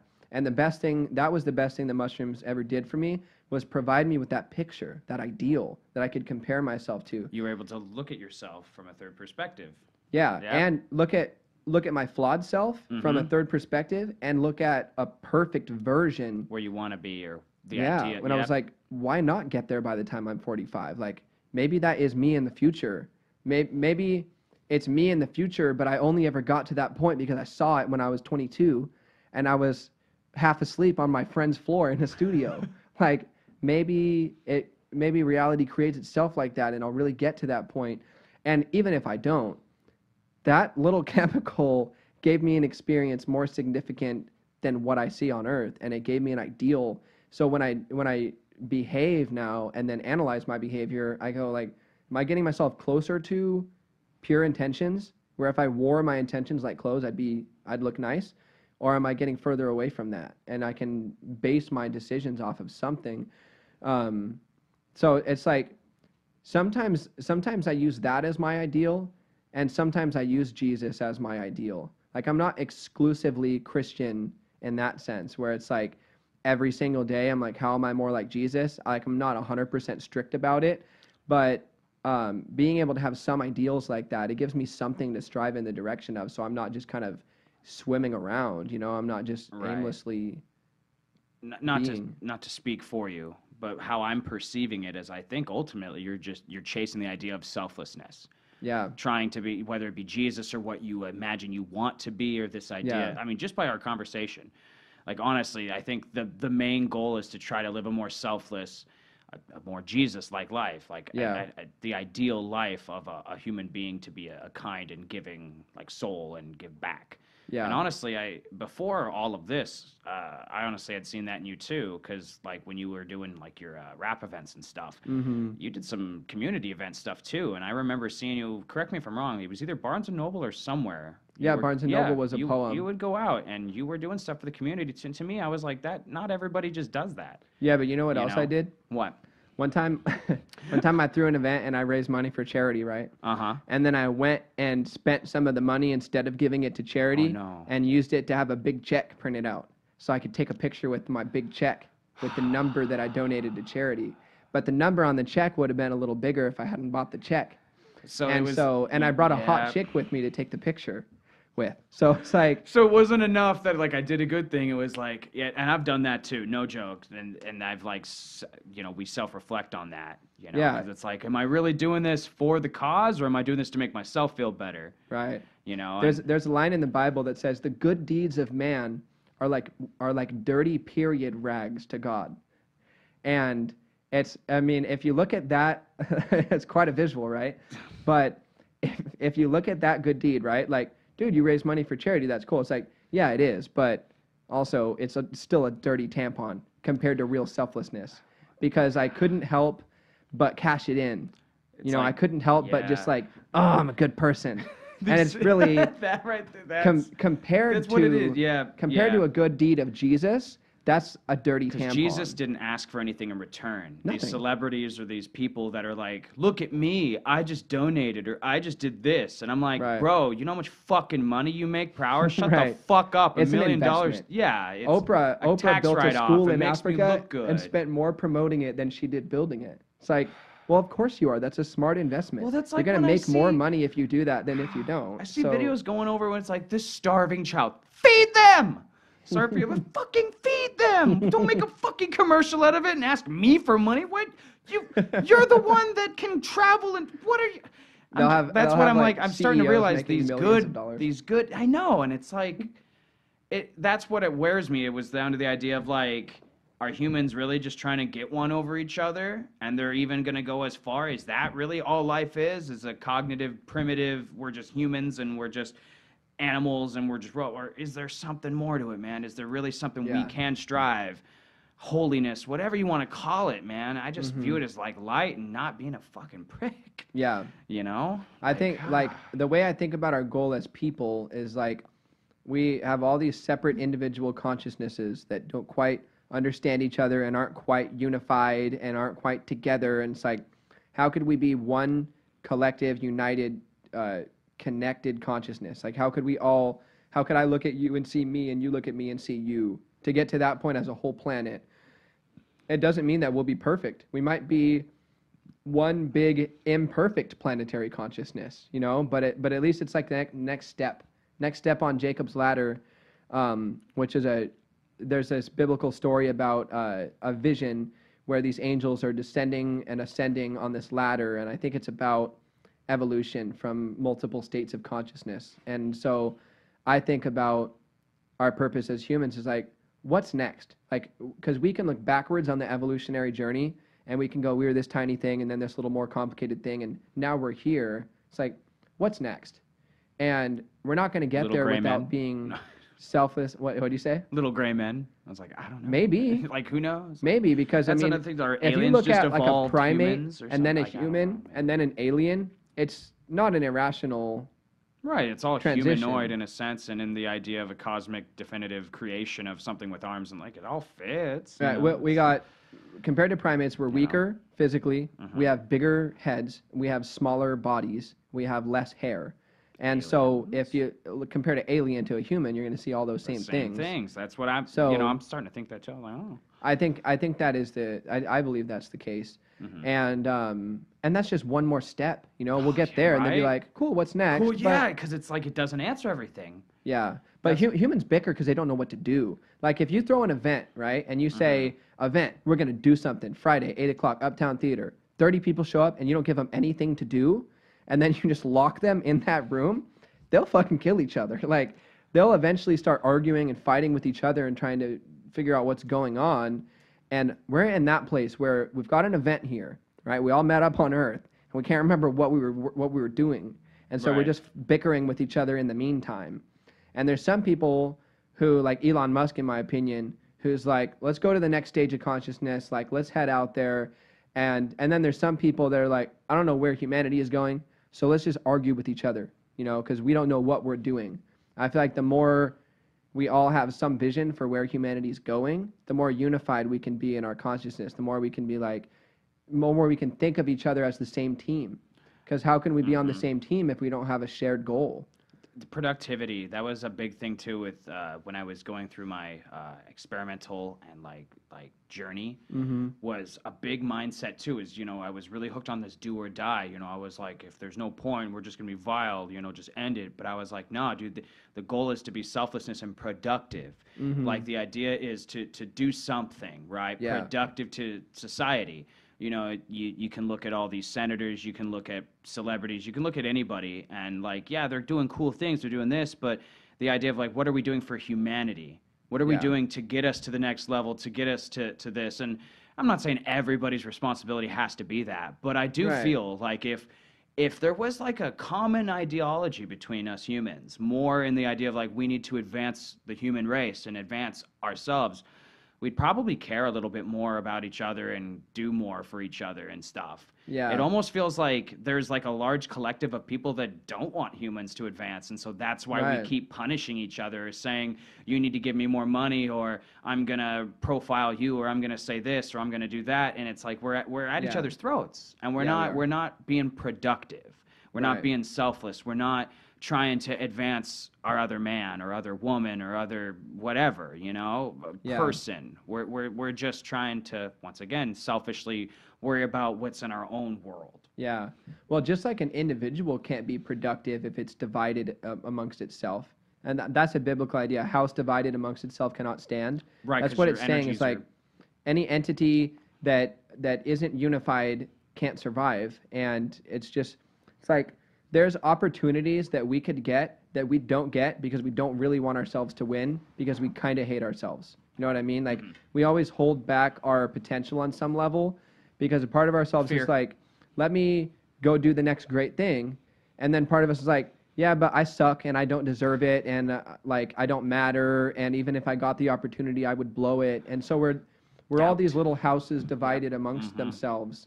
And humanity is like that too. Like some people are like, hey, let's evolve to the next level. And some are like, why? We suck. We're lame. Even if we got there, we'd screw it I have up. a friend like that. Total nihilist, totally looks at everything. I admire him for it to a degree, Yeah. because to some self-extent, nothing bothers him, and he's always level-headed. But at the same time, emotionally, I worry, because I'm like, oh Yeah. no, bro, you're a shell. But to each their own, I mean, like, in a lot of ways, because I might view that as a negative thing, right? But he doesn't.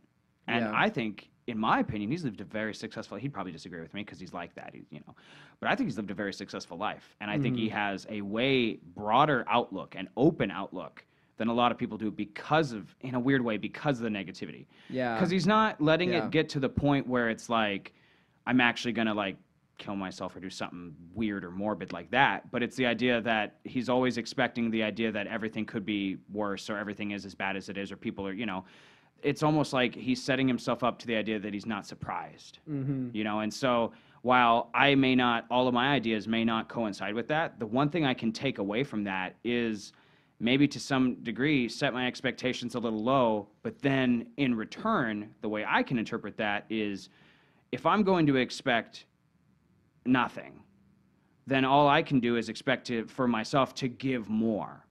Because if I'm coming at the standpoint that this person may not be able to give me what I need, or their energy or their time, or I'm not going to be able to reach them, right, or whatever it is, I can still try, or I can then in return give a little more, because at least I know that I'm doing my part, or I don't know, it's a little bit about forward thinking, Yeah. So I feel like I gained some. So that's another thing too, is like, even though I might disagree with a lot of people or a lot of ideas, there's still a lot of things that we can gain from those ideas, and Right. cohesively kind of get closer to that selfless mindset of getting on the same team. Yeah. Not just this team or that team, but team human, team earth, team love, whatever you want to call it, Well, man. just like a football team can have an offense and a defense, they're kind of like separate teams in one team. And so there's like, it's possible, like in the political spectrum, for example, that without conservatives being the defense and the liberals being the offense, we wouldn't have a functioning team as a whole. It's like the broader that you think, there's still going to be shitty conservatives and shitty liberals. There's still going to be people who... They're shitty people, yeah. Right, Like, and- just because you're in a party doesn't mean And if you fall on the liberal side, the shitty conservatives are a lot more visible than the shitty liberals, and vice versa. If you're a conservative, Right. dumb liberals just seem to fucking fall off trees everywhere because you notice them, because it makes you feel smart to notice that people who disagree with you are dumb sometimes. So we have like this skewed view of each other. But Right. if we can look at it broader and just be like, what if the conservatives are the legs and liberals are the arms? What if there's something bigger going on here? Right. What Or if there's... even a better concept of like, what if get rid of it all? Like, who cares about liberal or conservative or something? Because it's human. Something that I've always thought about, the problem with politics is when you start dividing into parties. Like, I'm a red party, I'm a blue party, I'm a green party, I'm a this party. You're people with ideas. Yeah. And I almost feel like if we were collectively listening to the person and what they wanted to offer in their administration, it would be better than like, because it's kind of like when you're talking to Christians, right? You're just doing with the team. A lot of people view me as a Democrat, I mostly lean that way, but I don't view myself as that because, quite frankly, I'm not really happy with a lot of the decisions that they make and stuff like that. Yeah. But their ideals tend to skew toward more of what I believe. Yeah. But it's like I start to notice there's people on my side or whatever that are saying silly things or stupid things or taking it too far. And it really starts to blur the line and makes me realize, like, it doesn't matter what side you're on or it doesn't matter Yeah. who you align with. People are people, and there's going to be dumb people on both sides. And it's unfortunate, but it's just kind of like, I wish people would focus more on individual character than Yeah. labels, because labels will only get you so far. It's a false ideology, like we've been talking about this whole time, of what you've characterized in your head, your idea of God, your idea of this person. It's your preconceived notion. It's not reality. I mean, reality is perception, but your reality is not their reality. So try to get both sides. It's like one of my, well, rest her soul, Miss Geo, she passed away years ago, but she was a teacher of mine, and every morning she'd start off showing us Fox News. Then she'd also show us CNN, and I was like, politics. But her thing was she was trying to show us. She was like, well, see how they're talking smack about Obama, and see how these guys aren't talking smack about Obama, or see how they're talking smack about Republicans because she's super conservative. See this, but what I appreciated about her was she was like, but if you look at both sides and look at the middle, you'll find something. And I kind of took from that, I was like, as much as I hated it, I loved it because she was showing us, like, if you just watch or you just take one pathway of information, you're excluding all the other pathways. Yeah. And a good detective or a good investigator or a good person that's seeking to understand is going to look at all the collective. It's kind of like you didn't just delve into Christianity. You went to all the different religions because you wanted to get to the bottom of it, you know? Yeah. And you're still trying to, you know, like that's Still- the goal. still We're growing. all growing, you know? It's Yeah. just, it comes back to, and I know it's starting to sound simple. It's almost like this starting to have a theme: selflessness, open mind, seek to understand it. It's really simple. Just try to have an open mind and listen to people. Yeah. I feel like sometimes people talk too much and they don't want to listen. Right. Yeah. Man. I think that, you want to call it? Yeah. You got any other tangents? Nah, man. Nice. Nah, that felt good. I think I had one more. Please? Do you?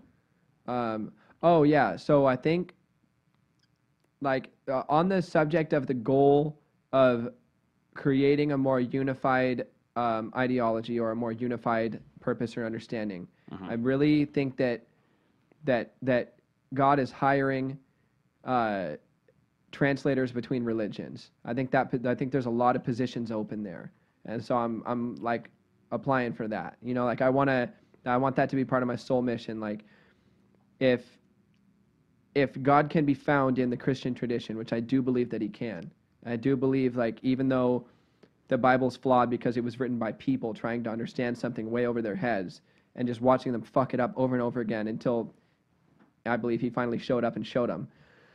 Even though it's all flawed, right? I feel like you can find the truth in it.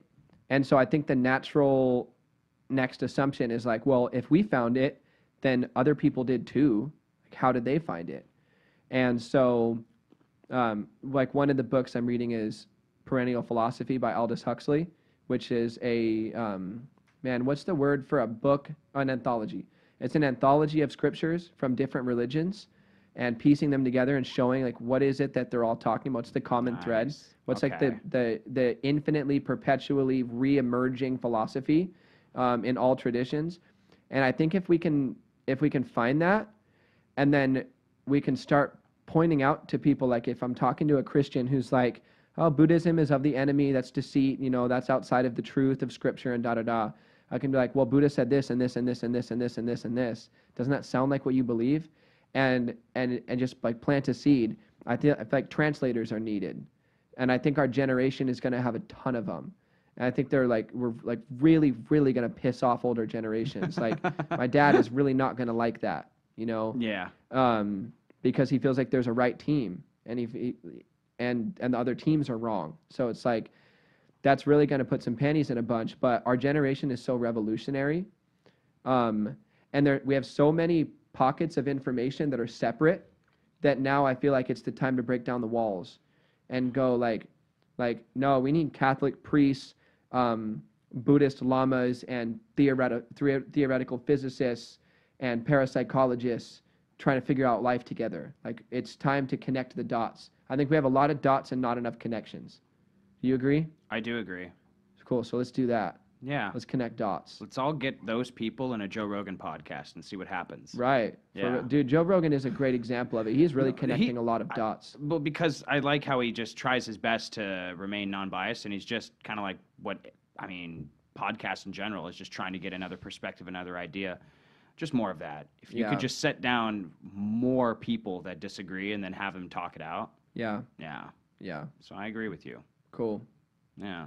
You got any ideas about your soul mission? No, man. I'm still struggling with that, if I'm being honest. Like, I'm still, like, I want to be a pro wrestler. I want to be a rock star. That's sick. I want to be a lot of things. I want to help people. I want to do the right thing. I want to impact a community. Yeah. I've had fantasies of becoming rich so I could actually just go do what rich people should do and actually give to people or invest in the community. Like, I have so many ideas of what I want to do. I'm still trying to figure out what my right path is of doing that, you know? Awesome. Yeah. Yeah, I think I'll figure that out. The people who are better than me at living their mission are that way because they're more focused on what's needed and how they can provide it than what they want to attain. You know? Like people who look at the community and they're like, what's my skill set and what's needed and how can I be of service? Like that service-minded leadership. Yep. That just makes goats, dude. I have everything that I could ever need. You know, I'm blessed and I'm thankful for everything that, whether I've been given it, I've worked for it. I'm thankful for what I have. I feel so stagnant. I want to give, you know? Yeah. I just need to figure out how to give more. Yeah. Yeah. There's a lady here, Lauren. She's called the Where Love Pastor, and her job is to connect people with volunteer opportunities. Okay. So you could hit her up and tell her what you're interested in if you wanted like a volunteer reference. Okay. But that's their like the base camp here, like our like intro to Christianity thing. It's basically just like, why is it good to live a life of selflessness and service? Why is that the right way to live? And then we just plug people in. Like, what's your skill set? What do you want to benefit? Let's get you plugged into somebody, and connect dots. So yeah, do you want me to connect you with Lauren about that? Yeah, she might. That'd be great. Cool. I just started Crisis Line. I just finished training to do on the crisis text line, and because I was trying to figure out like what's my skill set and where can I jump in, and like I found something, and so there's like something like that for everybody. It's like if you raise your hand and you go, I want to help, you know, the universe will be like, all right, we need you over here. Night school. You have to say night school too. Night school.